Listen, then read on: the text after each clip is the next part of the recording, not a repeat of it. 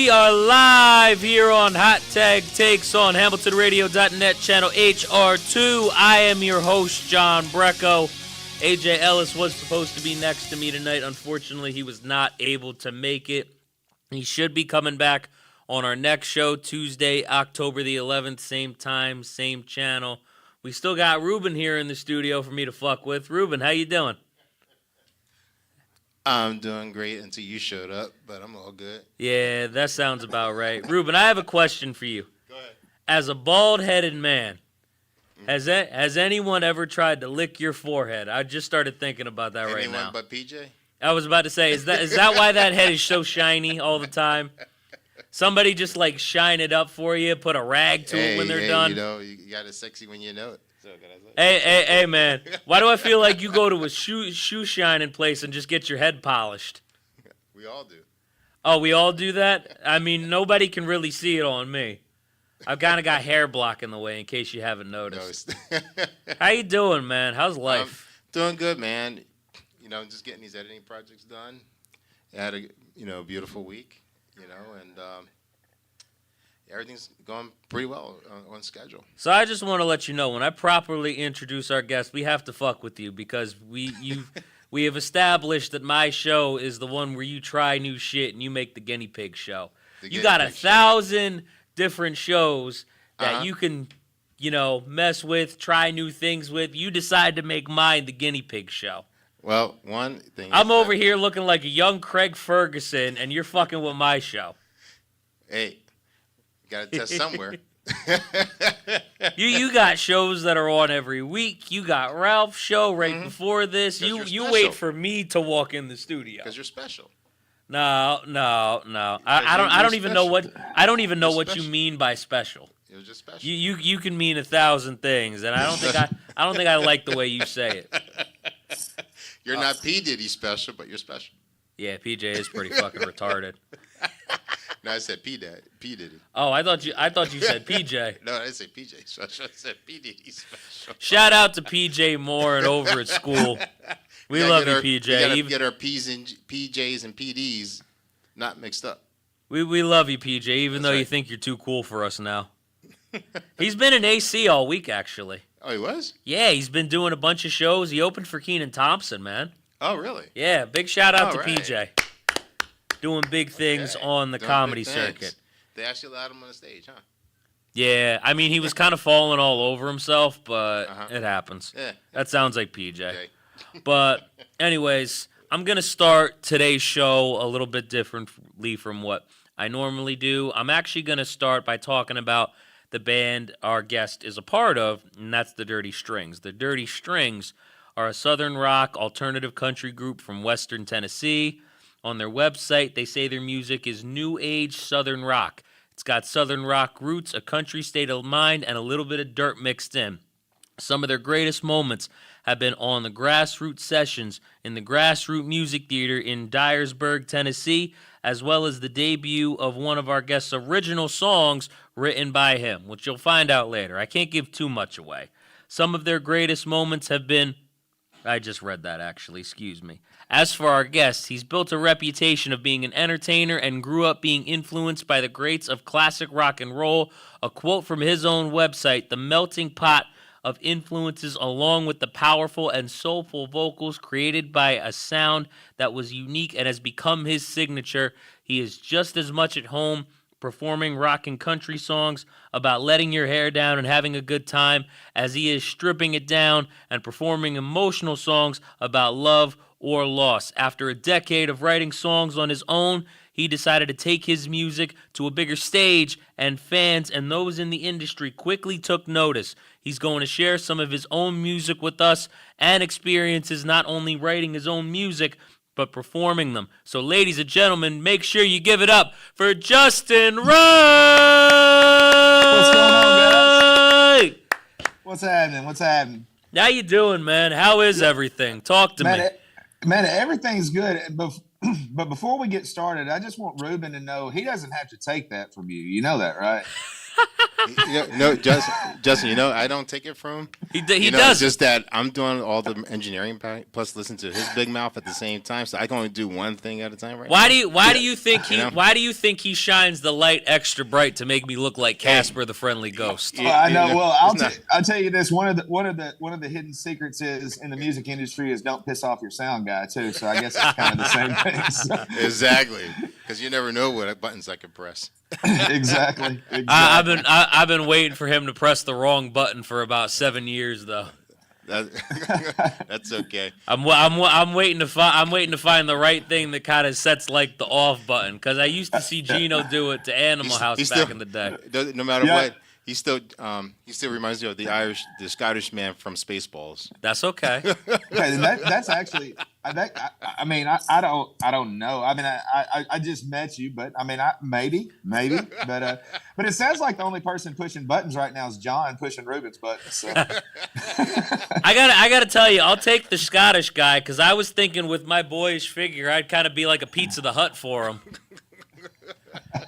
Listen, man, I'm so fat when I see somebody with a widow's peak haircut, I think of the McDonald's symbol.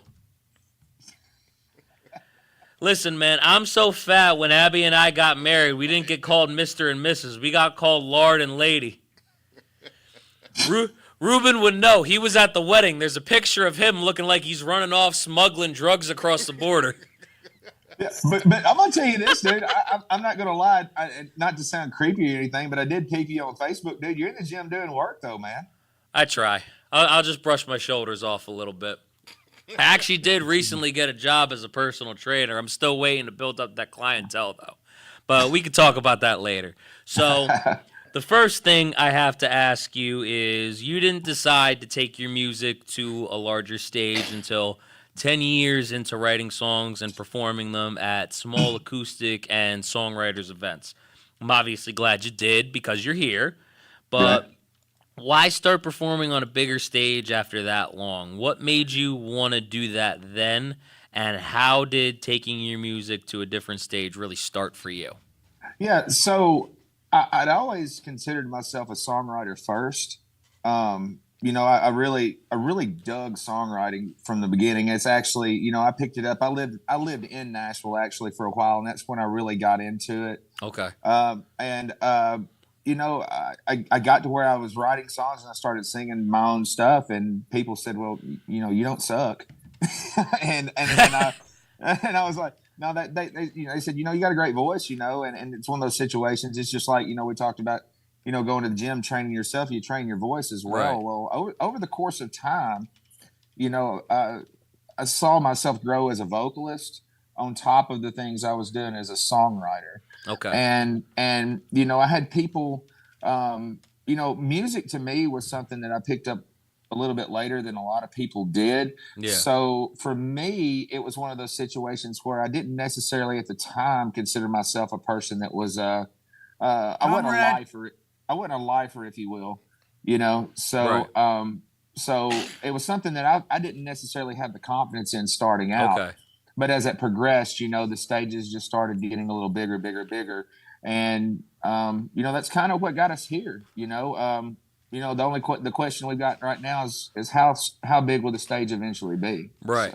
So what I feel like is different from you a little bit compared to people that I've had on in the past, because I've had, people on from all over. I've had people on from Texas, Alexis Moreros from Cleveland. I love Alexis. Love Alexis. Oh, she's great. Yeah, Savannah Ray, Rhonda Ray. Yeah. All of them. They're great.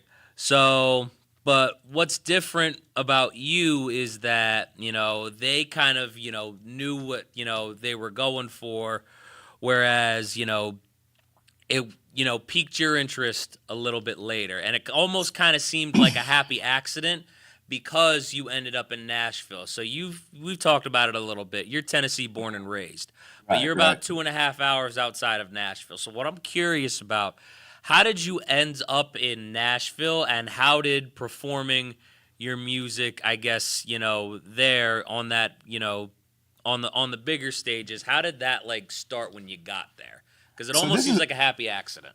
Yeah. So this is a very, very interesting story. So when I graduated college, I moved to the Nashville area, the metro area, Okay.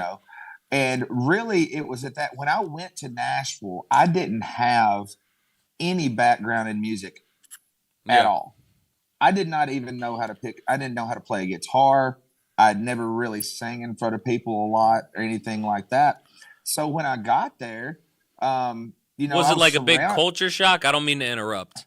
Oh no, actually, I tell people this all the time. Is it was more of a culture shock to me for me to move back from Nashville back to rural Northwest Tennessee. That makes sense. For me, it really Yeah. was. But when I moved there, it was one of those situations where I started running those circles. Yeah. I was in the same town as Middle Tennessee State University, which has one of the greatest music departments in the entire country, Wow. and everything from music management to performance to the technical stuff and everything like that. So I was surrounded by just amazing people. Amy Lee from Evanescence. She was one Oh that, my God. so she actually came from that area right there. And actually, I was down there about the same time she was. And, Wow. and I will tell you this much: the first time that I sat down and I heard that girl sing just a cappella, it was undeniable. But anyway, I do digress. That's crazy. So basically, I moved down there, and my closest friends were all in music, and they said, you really ought to come in and do this. And then they were talking about, well, you pick up a guitar a little bit, do a little bit of it, and they said, but write you some lyrics, we'll help you put it together. And I started writing lyrics for them, and they started working the music to it, and they're like, dude, you're pretty good. And I was like, oh, okay. So I mean, I just that's kind of how it started. I actually wrote. I was a lyricist, if you will. Yeah. And then one of my friends told me, he said, dude, if you're going to do this, you have got to learn how to play either the keyboard or the guitar. And I picked up the guitar and started picking it. And luckily for me, I was able to pick it up pretty quickly in terms of being able to write music. And for me, the guitar for me was a vessel to be able to write music, not necessarily to perform. Yeah. So interestingly enough, I was writing music there and semi-arranging music there.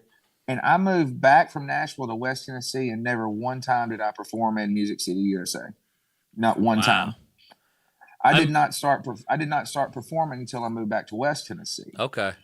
And but the thing about it is I got my feet wet in probably one of the greatest areas of music in the world. Probably the greatest area of music in the world. Definitely the greatest in the country. Yeah, well, no question. And what was really, really cool was at the time I was there was that's when Nashville really started transitioning a little bit in terms of it wasn't just country music USA. I mean, it was, all of these different genres. Music City. Jack White took that place by storm. Yeah. When he started doing his things, the White Stripes and Jack White did that. 3 Doors Down. Interestingly enough, wow, the lead singer literally moved 3 doors down from me. That's a fact. That's the moment where you're kind of wishing he was on like the next floor above you, and when you hear his footsteps, you could just be like, "Can you take me higher?" Or either that, or grab the broomstick and pop the ceiling like an old man. Old man say, keep it down up there. Or you could have been his roommate, and every time he left, you could have been like, "I'm here without you, baby."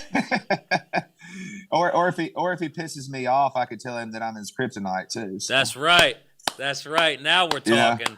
Yeah. That's kind of the way the whole thing morphed, man. And it was really, really cool. And then I came back here, and I was like, I learned all of these things from some of the up and comers in the music industry. So it gave me a great grasp coming back here of, okay, if I wanted to do this, then, I took a systematic approach to it, and then, kind of here we are. Yeah. I mean, everybody, a lot of the names that you just mentioned, are legends today. 3 Doors Down, in the 2000s, legendary band that I grew up with, and same with Evanescence. Yeah, exactly. I mean, and honestly, it's amazing to me that there are so many artists that live in Nashville now that you would never even think live in Nashville. And there's so many people that are coming to do music in Nashville you never would think. An example is this. An example of that is this: is the guy that just produced my second song that you guys are going to play later. 2 days before I was there, Wiz Khalifa came in and dropped one in the studio. And you Wow. wouldn't think that Wiz Khalifa would be a guy that would go to Would go to Nashville. Nashville, right? Exactly, but that just goes to show you that Nashville is more than country music now, and I think Oh my people God. are starting to see that. Yeah. But and honestly, I think that the melting pot of people that are coming to Nashville have really opened the doors up. You see a lot of other influences coming into country music now, and I think that's a large part of it. Yeah, man. So you've actually got me asking my questions out of order now, because like this was something that I actually noticed about you when I was looking at different articles and looking at what I could find. So there's an interview from Street Wave Media where Sure. you're asked about the music scene in your area. You talk about how it's a melting pot. You grew up in Dryersburg. So this is a bit of a two-part question. Sure. First part is Nashville where most of the music scene is, and second, what are the places outside of the music city that you would like to perform at? I'm sure I've got the melting pot out somewhere, but I'm just reading what's here. Yeah, absolutely. Well, I can tell you this. There's other places. There's other places, obviously, in the country that have got amazing music scenes. Yeah. Such as Austin, Texas, is one that just immediately comes to mind to Okay. me, and of course, Los Angeles is one as well. Yeah. There are other places to do music. I think in terms of, I think Nashville is it. I mean, is it in terms of, because the resources there are amazing. Yeah. Literally, it's one of those deals where, I may have to call a studio guitarist where I live that lives an hour and a half away, or you can go to Nashville and walk 2 blocks and you can have 20 of them. Yeah, man. You see what I mean? I mean, literally, that town is is full of so much talent. But yeah, and around here, that's the thing, is that you're asking about the talent here locally in the melting pot and stuff Yeah. like that, to a certain degree like that. One of the things that I've noticed is that streaming platforms like Spotify, iTunes, Apple Music, things of that nature, YouTube Music, Yeah. what they've done is they've empowered the independent artist that's, say, from a small town. Yeah. Now don't get me wrong, you still have to be found, but it's course. much easier now for you to establish yourself as a legitimate artist, Yeah. not just posting up in Nashville. And really, to be honest with you, that's kind of the way that's kind of the way things worked out with me. I mean, we've got such an amazing amount of talent within a 30-mile radius of us that it just blows my mind. But I think social media and streaming music services have really helped empower that person to. I think that you can do it by For sure. yourself to a certain level, but eventually you have to make that decision to take that jump, if you will. And a lot of times Nashville is that destination. Because I mean, you take a look at these people like on TikTok that were just found. Yeah. I mean, they didn't hang around their home when they were found, and they said this person's got talent. What's the first thing they did? They hopped them to Nashville, or they hopped them to Austin or Los Angeles. Yeah, man. 100%. I mean, we were talking about some of the music cities earlier before we actually got on air. We were talking a little bit about Muscle Shoals when I found out about that for the first time. And we were talking a little bit about Memphis as well. I mean, you said you were scared for your life going over there. But Well, I will tell you, sometimes Memphis is not necessarily accommodating. I'm just going to leave it at that. that's I'm the not gonna get PC into- way to say it. Exactly. They're not exactly. accommodating. I like that. Not accommodating. And but I will say this much though: there is still, Memphis has got a. I mean, it goes all the way back, obviously, to the 50s with Elvis, Sun Yes. Studio, and stuff like that. and the thing about it is that, and actually a guy that does my um, distribution, he's actually a guy that was out of Sun Studio, a guy that did work on my first single was out of Sun Studio. He's actually Carl Perkins' lead guitar player, Oh like wow. the father of rockabilly. And like I said, that just goes to show there's local talent around here and everything like Oh, that. for sure. But I feel very, very blessed that to be able to live between two music hubs like that. And but yeah, it's kind of cool. But Memphis's music scene is different than Nashville's, but that's a good thing. Yeah. You can pull from both of those places. And you actually asked me the question. Where are some other places you would like to play? Yeah. I think with our style and everything like that, I think we fit like the Texas scene a lot, and Texas is also Texas, Oklahoma type of scene and everything like that. And the reason why is I think that our sound it's not that traditional country. Yeah. And there's artists that are coming out of Texas now that are extremely that do what we do in terms of a blend of rock and country. Like Yeah. Co-Wetzel comes to mind. Giovanni the Hired Guns. I don't know if you've heard of them before, but they're incredible. They're almost like got a puddle of mud type of thing going with them with a little bit of the Southwest flavor. It's really hard to describe, but yeah, I think Texas and Oklahoma is definitely a place I'd like to play. Like to get down around around Muscle Shoals. We're planning on doing some stuff down around there, but yeah, like you said, man, it's really, really cool place to be.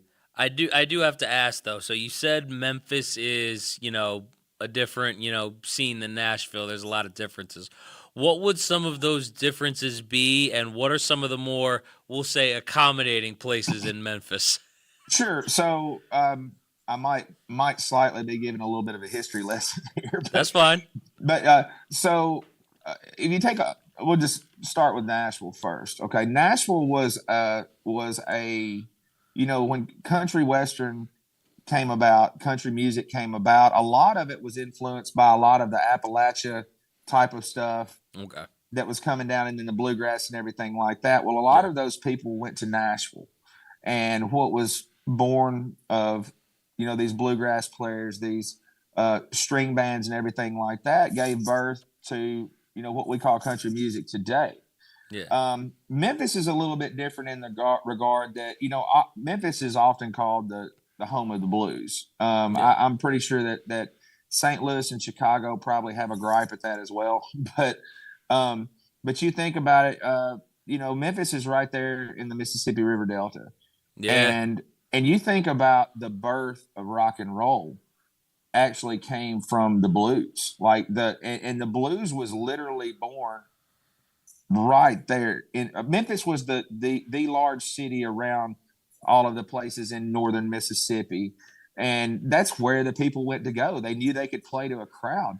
So it's really cool because, you could say in one regard, Memphis gave birth to blues and blues gave birth to rock music as we know it now, which is, to me, I think is more than fair. And then you think about, where I'm at right now, I'm sitting right between the two of them. And those influences came in there, the rock influences, the blues, the country. And then growing up when I did, alternative music was really, really a big thing. And it just absolutely just blew my mind that the grunge music and the alternative music that was coming out, because it just sounded so fresh. And I don't ever like to think that our music is painted in a corner. Like we're not, people ask the hardest question I have to answer is what type of music do you play? I really don't know. I would say you blend styles together to make your own thing. That makes sense. Exactly. Yeah. No. And I think that's a good thing. So you can make your own new unique sound and kind of establish yourself as something different than maybe what somebody else is putting out there. You got to have you got to have your own unique thing. Something has to kind of set you apart from other people, and I think, that's what you try to do with your music, and I think it makes a lot of sense. You want to bring something different to the table. That makes sense. Right. Exactly. When you take a look at it, all of the father and mother or grandfather and grandmother genres are pretty much there. Everything else is Yeah. is a progression. Like we said, blues music gave birth to rock. Rock music gave birth to alternative music, Yep. or grunge. Grunge made way for, what I'm saying is it's a progression. Yeah. It's not like you're creating a there's only so much music you can make. I mean, you know what I'm saying? No, There's I only so many, mean you there's got a only good so point. there's only so many sounds that can come out of an instrument. There's only so many notes you can play. And after a while, you can't do anything that people haven't heard before. But the way that you do, actually, you can. The way you do it is blending those styles. Right. Blues music and blues music and rock music, and then rock music blended with country music. Right. When rock music blended with country music, you got southern rock. You got country rock. Exactly, and country rock. Yeah. Exactly. For sure, 100%. So I do want to play the first song, but I do have one more question before that. So, yes, sir. In the same interview I found, you're asked a lot of different questions. There's one in particular that you gave an answer to where you talked about a confrontation with a fellow musician. Obviously, you don't have to give any names, but before you guys became friends, he was outspoken about you being egotistical and arrogant, but all he ever saw of you was you on stage. This is the first time, me and you have ever spoke, so I'm getting to know you here myself as well. How does Justin Wright on the stage differ from Justin Wright, the person? Because I'm sure the passion's coming out on stage. Maybe there's a little bit of a persona. How are you different between going on stage and coming off the stage? Well, in terms of the way that I actually am, I'm the same person. Like I said, Okay. it's an image thing. It's not like I'm trying to put a facade on or anything like Right. that. It's just that anybody you've ever talked to in the music industry, the music business, is if you're wanting to get your crowd going, you have to put off an air of confidence. Yes. You have to put off an air of power. Not necessarily power, but I really can't think of the word, but it's. I mean, but anything you're doing, whether you're a teacher, whether you've got like a crowd trying to follow you, in any sense of the word, whether it's 1, 5, 10, or 20, you gotta have like the sense and the inner confidence in yourself, to know what you're doing, so somebody else can kind of follow you along and be part of whatever you're trying to do. Exactly, and I think that people are viewed. I think that celebrities, by and large, are often judged by what you see on stage. Right. When there's a whole other story out there. I'm the type of person that we talked about when I sing those songs, those throw your hair back, we're gonna have a good time type of songs and everything like that. That I just look like an absolute madman. And then there's times where I'm doing those delicate songs. Now here's the thing: is that somewhere in the middle lies that person. Right. I'm not a party animal maniac all the time, but I'm also not an extremely delicate person all of the time. No.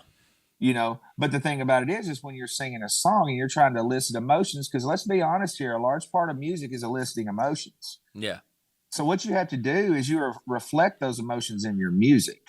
So, in terms of me on stage, that's the best way I can describe how I differ on stage and how I am in real life. So, do you ever put, a delicate song and a party song together when you're on the stage, go for like a real Jekyll and Hyde vibe, the way your camera's kind of going back and forth right now? Oh, mine is? Yeah, it's like going like in and out. I'm like, this is really beautiful. I don't know what this is, but it's gonna start looking like the Jekyll Matrix soon. Yeah. I don't know why I was doing that. Who knows? Who knows? Well, the thing about it is that I'll tell you the way I do my set list, and I say it's a set list. It's really unique. It's really different. because when I'm playing, I'm one of those few people that I'll have a set list, but I like to call it a suggestion list. It's not, Right. we hardly ever go by it, because the thing about it is you may do a certain thing and you have to read the crowd. If it's one of those deals where, you come into a crowd and they're just kind of mum and everything like that, the first song you want to do is you want to kick their ass. You want them to Nice. get them up rolling. You want to get them pumped up and fired up and everything like that. And you have to give a little something to everybody, and you can be out there and you can just be going to 11, and you're like, okay, they're ready for a little bit of a break, so we're gonna work at song. So what I do is, the way I fashion it, is I basically feed off of the crowd. Okay. I have my list, but we generally will try to feed off the crowd as opposed to staying to that complete structure. And that makes sense. And I think it served us well. Yeah.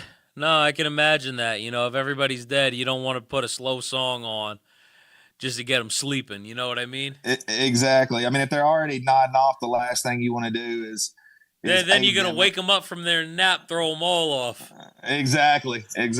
That'd be pretty hilarious in the moment, or hearing about that though. Exactly. Yeah.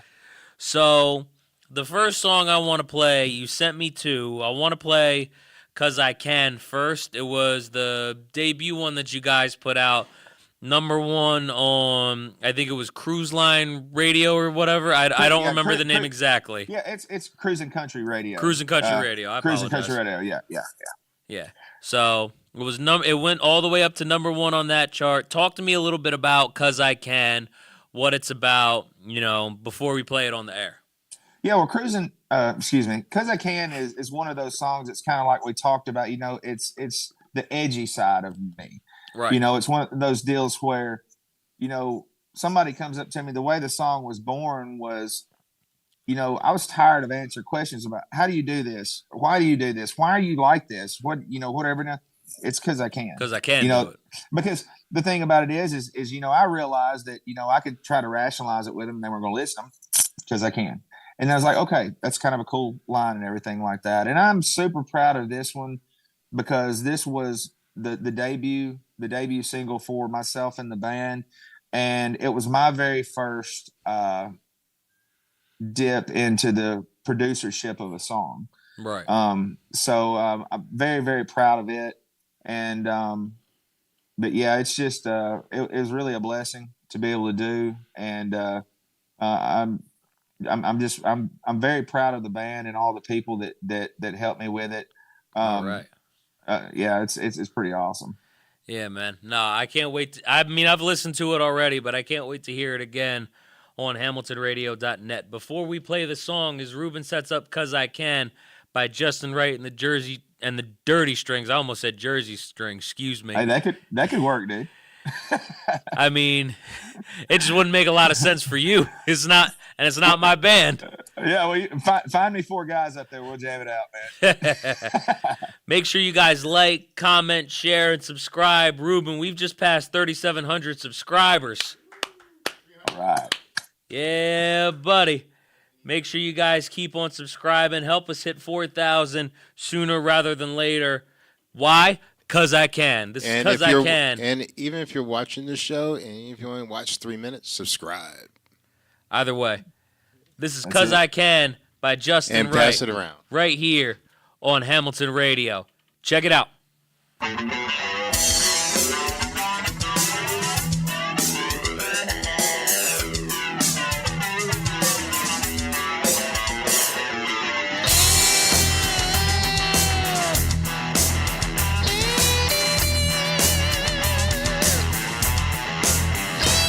I'm at the bottom of the cooler, and I throw the last one back. I head down to the Queen-Mart to get me another rag. The woman at the church house, she asked me why I drank. I said I like the way it makes me feel, and it costs this in a string. Oh, I'm the kind of guy gonna be his own man. He asked me why I live this way. 'cause I can.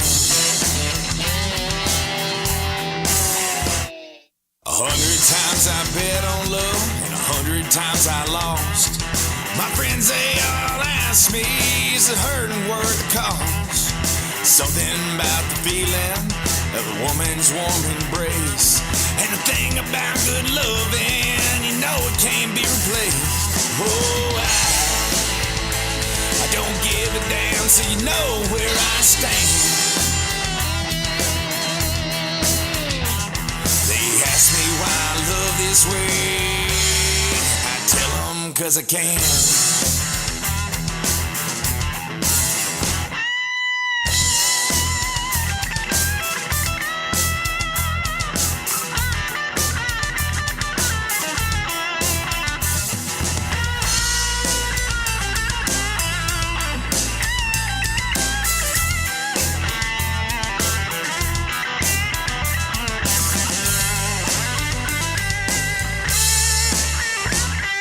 Size 13s are all mine, I walk in them as I please. I know my friends and family down on bended knees. I just let them say their piece, and then I let them pass. But if they try to change my way, I tell them kiss my ass. Oh,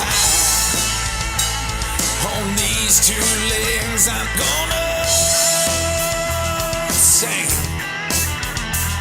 They ask me why I live this way, I tell them 'cause I can. They ask me why I live this way, I tell them 'cause I can. I tell them 'cause I can. Oh, I tell them 'cause I can. Tell them 'cause I can.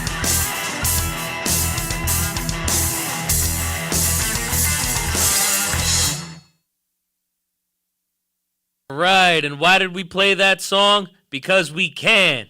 That was Justin Wright with 'Cause I Can right here on HamiltonRadio.net. Again, make sure you guys like, comment, share, subscribe, and make sure you guys check out Justin Wright's music. We do have another song of his we're going to play, but I do want to talk a little bit about the Jersey. I keep saying Jersey.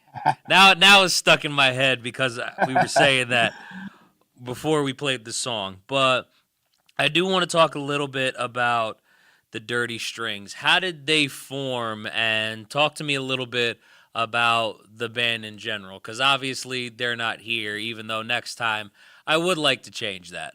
Yeah, absolutely. Absolutely. Well, it's really, really cool how it all came about. I was playing with a band prior to the Dirty Strings and everything, and one of my best friends in the whole world, he's actually the one that really gave me the confidence to get out front of a crowd in terms of a full band. He was a founding member of a band. He brought me on to lead, and unfortunately, we lost him to COVID. Wow. And he was an amazing friend, a mentor, and it really, really took a lot out of me. I'm sure. And it took a lot out of me, and it took quite some time for me to really get back into performing live, because it was really, I didn't want to be up there playing and I turn around and look and he's not there. Yeah, And I can imagine. it was really, really hard. But I kind of eased back into it, playing acoustic music and everything like that. And actually ran into our drummer, Greg Fry, which is once again became one of my dear friends. He's probably my strongest mentor right now. I ran into him, knew him as a local musician. It was just phenomenal. Drummer around here. Everybody has those local legends. I mean, he's done everything you can do in music. Yeah. And he wasn't even playing out or anything like that. And he said, man, I've heard of you, saw your stuff. And he said, if you ever decide you want to get back out and play, holler at me. And, I called him, and, he had a bass player that he really liked playing with, Tina Williams. She's just an amazing bass player. Yeah. And so they kind of got together, and the next thing you know, the guy that had been doing shows with me, the lead guitarist, he jumped on board. And we played shows for a while, and we had a couple of transitions through the band and everything now. And we've got we've got a new bass player, Mr. Lynn Alexander, Oh that's yeah. come on. Tina, and the thing that I'm one of the most proud of is Tina. When Tina left the band, or she didn't leave the band per se, it was one of those situations where I we sat down as a collective group, and we said, this woman deserves to lead her own band. Right. And so now the project she's working on is she's working on fronting her own band. And I could not be more proud of her. And we're going to be there to support her with that. And so we That's brought Lynn beautiful, man. Alexander. Yeah, well, it is. It's nothing but love with this band. I'm going to tell you, it's a brother and sisterhood. And then our guitarist came along, David Faulkner, who's our lead guitarist. He's a guy I've known literally all my life. Never was really close to him, just knew who he was in passing, everything like that. Knew he played Right. guitar. And then Aaron Pilkington, the guy who plays a rhythm guitar for us, he actually knew Tina really well. And Okay. so it kind of morphed in that. And we just, we really gelled almost from the jump. Yeah. And so that's kind of the way it came about. It's really, really cool because as a sum of the parts, I think we've all been a credit to each other. I guess is what I'm trying to say. No, but I mean, the part that I find kind of cool about it is it started, with, another guy who's unfortunately no longer here, and it kind of evolved over time into, with mentors, Tina starting her own band, just the way the Dirty Strings has gone on a journey. That's what I think the cool part is about it, at least hearing it from you. Yeah, absolutely. I mean, it's just like I said before. It's a relationship that part of our success is because we're a family. Yeah. There's a lot of people that don't have to say it, but a lot of times there's rifts within a band. There's power struggles. There's other things, extenuating circumstances, whether it's somebody that struggles with substance abuse or they're dealing with personal problems and things like that. And this band as a whole has gone through a lot of, I'm not saying it's all been peaches and cream in everybody's life, but what it is we've leaned on each other, and we understood that we were stronger together than we were apart. For sure. And to me, I think that's one of the things that's really helped give us staying power. And I think it's one of those things too, is that, one of those days when you're, you may be down and out about, what you're doing as an artist or anything like that. But then you look over your shoulder and you got 4 people behind you For sure. that are reinforcing you, or, the same thing goes for them. If I'm dealing with something, one of them is going to come up and say, I got you. Yeah. And when you do that, man, you can't replace that. You just can't exactly. Yeah, man, 100%. So I've had a lot of people that have been on the show that have written their music based off their own personal experiences. I've also had quite a few who have written music based off of what they heard about other people's experiences. They got inspiration from something else that they heard. I think this is an interesting question to ask, because, and the idea that I had in my head is you were a little bit different of a person on stage. It was from the other question earlier. Again, my questions are a little bit out of order because, you got me talking about the melting pot. So now I'm trying to backtrack a little bit, but it's a good thing though. So what I wanted to ask was, do you write based off of your experiences, or do you come up with ideas for your music based on what you hear, or is it a little bit more of a combination of both? It's actually a combination of both. I mean, that song that you heard, "'Cause I Can," is literally to me, is like a credo. If you listen, to the different verses and everything like that, you talk about the times that, that the old lady from church comes up to you and says, you ought to be doing better, or somebody's judging you, and, and what they're doing is they're sitting in a pew on Sundays when they say don't judge, but the first thing they do is judge you. Yeah. And, that person. And then next one is, all of the transgressions and tolls and everything like that love brings. And then the third verse is, you know, that people say, well, why are you like that? If you don't like who I am, you pound sand, and that's what that Yeah. last verse is about. Pound So sand, kick rocks, whatever you got to do. yeah, exactly. And that's what that song was about. To be honest with you, I was in my feels when I wrote that song because I had a lot of I had a situation at that time, and that Let me guess, somebody from Memphis caused it. oh no. I don't talk shit to people from Memphis. Please, Nah. if you're from Memphis, skip this part of the show. No, Don't come after me.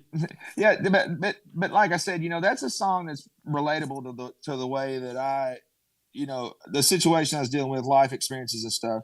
The other song that we just released, "A Fatal Attraction," which I think you guys are going to play a little bit later. Yes. That's a narrative song. Right. Somebody explained it to me that what you did about the song, the impression came back was you literally put a 2-hour Hollywood script into a 4-minute song. Yeah. And it was nothing. It's a plot driven song. Yeah. I've never a Fatal Attraction. I mean, not to be a spoiler, but I mean you can kind of read into the title. That's basically the song is about somebody that paid the ultimate price for forsaking their man, and I've never done that in my life. I haven't gone to that extreme or anything like that. But it's plot driven. Right. And I mean, that's the idea. exactly. And that's the thing that I try to do is as versatile as I try to keep my music. And I mean, when you hear A Fatal Attraction up against "Cause I Can," it's a complete 360 degree. Yeah. I mean, oh my God. It's a complete change. But the thing about it is it's not just the content, it's the music, the delivery, and stuff like that. So to answer your question, my songs are not exclusively about my experiences, and they're not exclusively about other people's experiences or just nobody's experiences at all. It's just I really write what I feel. Right. So I was actually going to ask you about that because, like you said, these are two very different songs, topics, delivery, just all of it. So if you did have to pick one, what is your favorite topic to write about? Is it love songs, about your life, a night out? What does Justin Wright like to write about the most? If he had to pick something. I will say this is that I think that I like to write the good timing songs, like the songs about letting your hair down. I like to write those. Okay. But I think that some of my better songs that I've ever written are songs that have got more serious subject matter in them. Yeah. It almost seems like that if the subject matter is heavy, and I don't necessarily mean sad, but if the subject matter is heavy, to me, I feel like I'm more poetic and I get deeper in it, where the good timing songs are more hook driven and more visceral, if you will. Like you know what it's about, but it's surface level. Exactly. I mean, how deep in emotions can you get about a guy sitting on a cooler drinking beer fishing, or it is what it is, But when you pose the question of, like a song, an unreleased song I've got, when you pose the question about how do you cope with somebody you were deeply in love with that fell victim to addiction.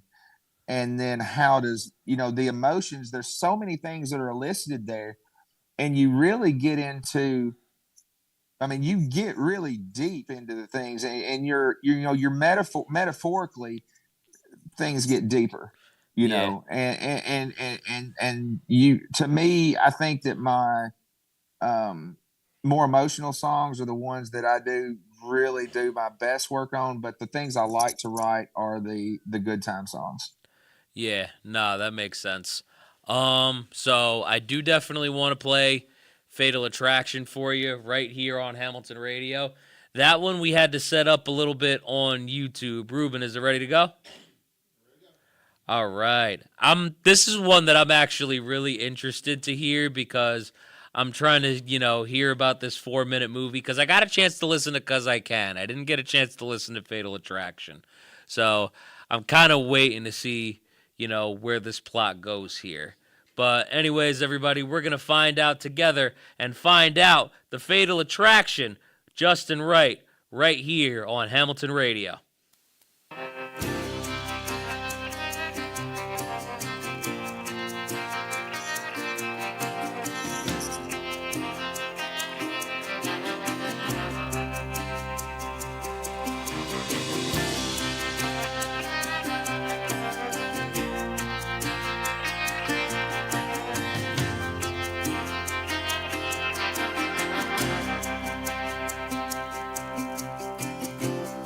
Out is howling in the middle of nowhere. Life dealt a dirty hand and it just ain't fair. I take out a shovel and I pass it over to you. I light me a cigarette and take a swig or two. What made you think you can give your love away? I guess you should have warned him, that's a price to pay. I had to make you an accessory to it all. Anyone finds out, we'll both take the fall. Scarlet letter under the dawn sky. So your transgression is mighty high. Fatal attraction, not put on this shelf. Now you dig another hole for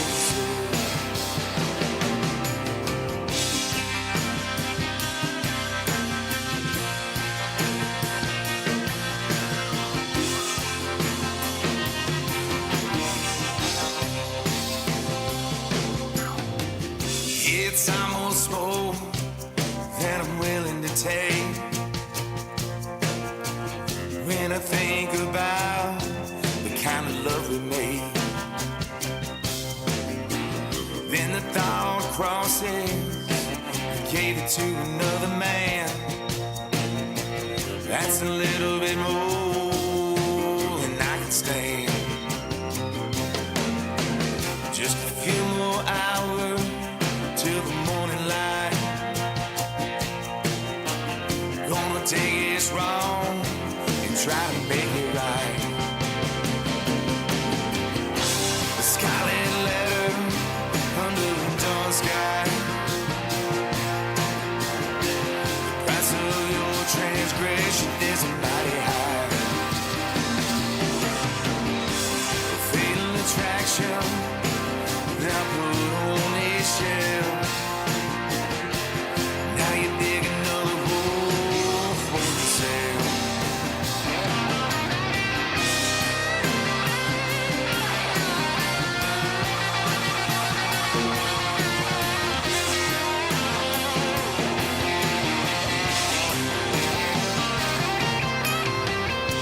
Story tomorrow of a missing man.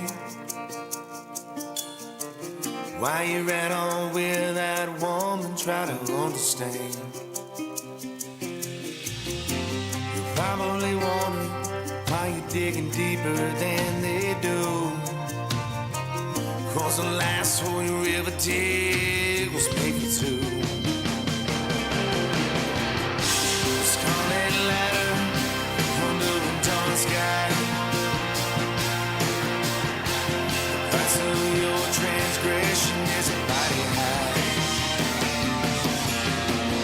You can play this on for all eternity. So goes the story of you and me.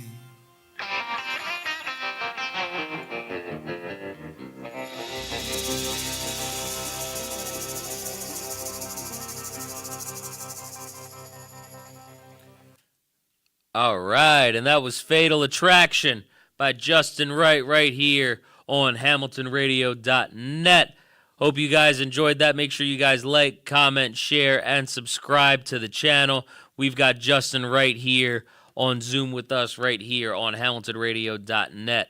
And I got to tell you, man, that was not what I pictured for this song at all. I was picturing one of those delicate songs you were talking about, but it had a little bit of a different feel to it. It wasn't what I was expecting, but I really, really enjoyed listening to it. So I do want to say thank you for sharing your music. You know, thank you for coming on the show. Definitely really, really appreciate you being here. I do want to ask before I let you go, though, what's next for Justin Wright and the Dirty Strings? I've heard these two songs from you guys. What's something you guys are planning to do next that you can obviously say right now, of course? Yeah, so the last song you heard was actually produced and engineered by Jeff Huskins over at BMG Nashville. Right. He's a multi-time Grammy award winner. He works with a lot of the bigger names in Nashville. Recently went back to the studio, cut 3 songs with him. We're looking at going ahead and trying to get an entire portfolio put together. Okay. After the first of the year, we haven't really set a date yet, but we got some new music for you. Okay. And we're going to, after the first of the year, sometime in January, probably the first or second week of January, we're going to be releasing another single. And we've got, a lot of, people that we're really talking to in between about trying to organize that portfolio of music because Right. like I said, I've written for actually I started writing 15 years ago, but a bulk of my music has been written in the last 10 years. And you can imagine if you write over 10 years worth of songs, you got a lot that you want to release. Yeah. So basically what we're doing right now is we're cataloging. We're going to try to get the release in January. Playing several different venues. Next year is going to be a heavy festival type of situation for us. Okay. We feel like so. We're super excited. Well, let me ask you this: are you still writing at all, or? Oh, absolutely. And okay. So you've seen The Hangover, right? Yes. The movie The Hangover. Oh yeah. All right. Do you remember what Alan's dad said when you're sitting at the blackjack table when you're on a heater? Yeah. You don't get up when you're on a heater? Nah. So the thing about it is that, I can go for 2 or 3 weeks and not have anything. But when I start writing and I get on a heater, I get to where you're just going and going and going. It's just nonstop. I go until it runs out. So, yeah. Here recently I've been lucky. I've been able to get a lot of stuff out. How long will it last? I don't know. And when it does, I'll take a little bit of a break and we'll do it again when it comes back to me. So yeah, man, I'm not mad at that at all, but definitely, I 100% appreciate you being on. If you're ever down here in Jersey performing for whatever reason, definitely let me know. I'd love to have you, and I would love to have the band on here as well and get a chance to meet them. I definitely 100% appreciate you being on here. I hope you had fun too, man. I did. Can I give a couple shout-outs real quick? Yes. Yeah, so I want to give a shout-out to Blaze Entertainment, Paula Ann. Thank you so much. Yes. Shout out to Tough Duck Records that does my distribution, Chuck Freeman, and then also a shout out to Jeff Huskins at BMG Nashville and Rowdy Brands for being my apparel sponsor. Thank you guys so much. Yes, sir. We end up talking about Jeff Huskins a lot on this show, and he probably has no idea this podcast exists. Well, I can tell you this: he's big time, no question. Yeah, man. But definitely shout out to those guys, and once again, man, thank you for being on. I appreciate it. I'd love to have you back. Yeah, appreciate it, man. Right on. Yeah, man. But anyways, everybody, this has been Hot Tag Takes here on HamiltonRadio.net, channel HR2. Thank you guys for liking, commenting, sharing, and subscribing to the channel. We got a couple new ones as the show was on the air, so 100% appreciate you guys.